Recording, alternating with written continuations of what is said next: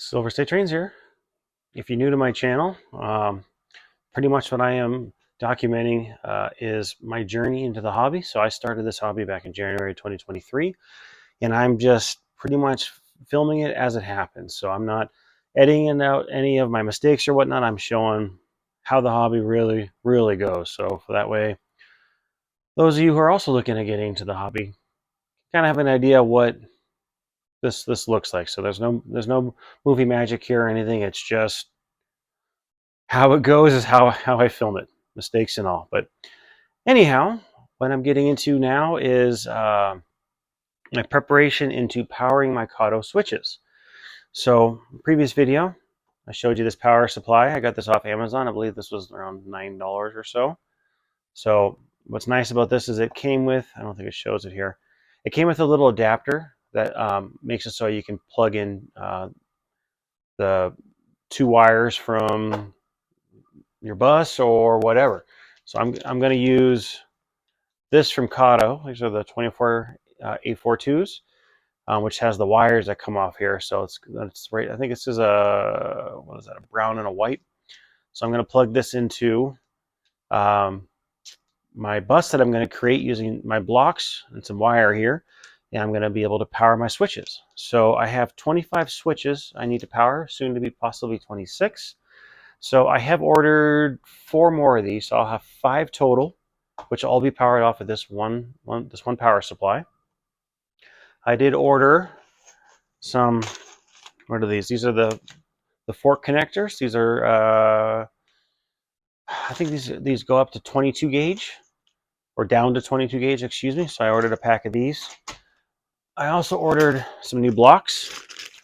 Well, this was a 6-pack, so it has 6 of the blocks plus I don't know what you want to call these, but these are the terminal strips, I think, so I can power, make everything powered. So I'm going to use these under the layout to supply power throughout my entire layout. And then I ordered 100 feet of 22 gauge wire, and this is in the standard Kato livery, if you will, of black and red 22 gauge. This is just normal stranded wire. So that's how I'm going to do all this. And then my buddy gave me a piece of 1/4 inch wood. I'm going to use that to build kind of boxes. So I can mount the boxes down here. I'll drill holes in here to run the wires, but I'll have nice, or as nice as I can make it. I mean, come on, right? I'll do the best I can. I'm not a craftsman by trade, but hopefully I'll make some decent looking boxes that will house those Kato switches, that will sandwich them together so they can't come apart. It'll be a tight fit, so that way they'll be held in place, and they'll be at easy access here. So I plan on kind of putting them staged throughout here so they're not all together, so I don't have a bank of 25.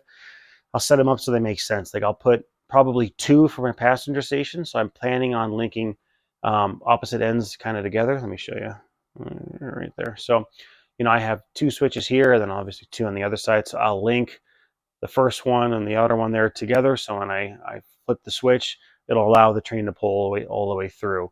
So that way all I'll need is 2 switches as opposed to 4 there, so that'll save me a little bit. And then everywhere else will be independent. So I'll try to stage this where it makes sense. Like for example, I have 2 switches up there, so maybe I'll put them somewhere down here, something of that nature. So we'll see. But let me rejig the camera here real fast so I can show you my nifty spreadsheet.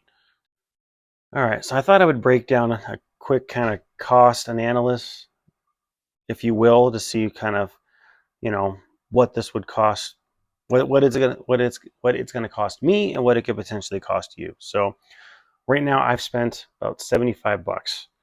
So that's how much it's going to cost me to power my switches from where I'm at now. Now this is assuming, like for example, I already have all the Kato switch controllers because I started off DCC and that's the realm I was going to go in, so I already have them. Now, if, for example, if you were trying to kind of mimic what I was doing, if you had just Kato track and that's all you have Kato switches, your track or whatnot, you have nothing else. I figured it would cost roughly $276. Now that's assuming like I have 25 switches on here. Now I'm going to double up a couple of them, but figuring if you needed 25 switches, I kind of baked this in. So this is prices that I gathered from Train World. So I know up here I had purchased these 24 842s from Amazon. These were a little over $7, but on Train World they're $5.99. So your price may vary depending where you like to shop. But I figure if you were starting fresh, have nothing, it'd be a little under $300. Now this is also not including tax or shipping. This is just straight cost. For the same for up here, $75. I didn't pay any shipping because it's Amazon, but I did pay tax, so round it up to a little over $80. Now I also factored in if I wanted to go the other route, which I was planning on doing, which is the Digitrax DS74s. So for my layout, I would need 7 of them. Train World has them for about $69, roughly $70.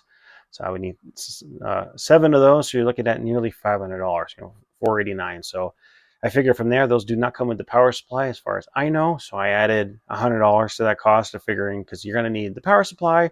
You're going to need a spool of wire. I mean, this one here is 15, what was this?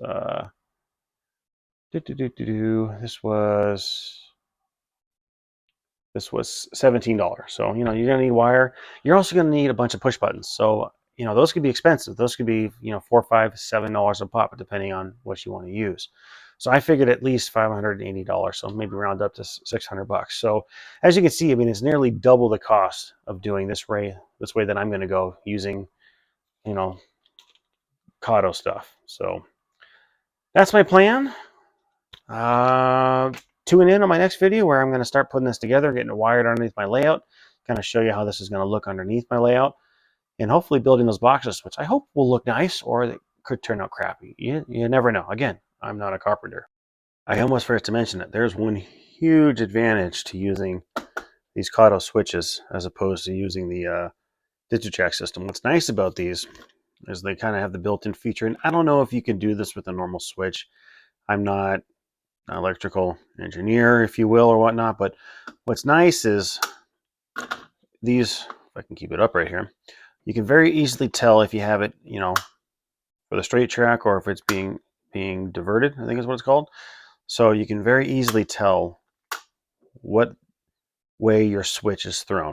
Now with the Digitrax, one thing I have heard listening to one of Mike Pfeiffer's video is when you first fire up or power up the system, the Digitrax, that for what it's called, but that control unit will kind of do its little song and dance where all the switches on your layout will just kind of randomly click, so you have no idea which way anything is thrown. Now I have seen some pretty creative ways where you could mount some lights here where you can have a green for diverged track, or sorry, red for diverged track, green for straight track, but those LEDs you have to buy, you got to wire it in, and it's pretty I don't know if it's pretty intensive, if you will, but it's more than I care to do. But that's something to kind of think about, that this is super easy. You can very easily tell where it's at. Now these aren't the strongest things on the face of the planet. Like I've dropped one of these once and this puppy broke here. So I don't know what the longevity of these things are. And at roughly $7 a pop, $8 a pop, it does add up. And they're not the prettiest thing. They are bulky. On the face of your layout here, it does, add some depth or whatnot. But there's pros and cons. I just wanted to throw that out there because I was sitting there editing my video and I went, oh, I forgot this kind of key thing, if you will. But that's one reason why I'm looking forward to going with these, because it's very easy to tell which way your switches are thrown, which definitely helps.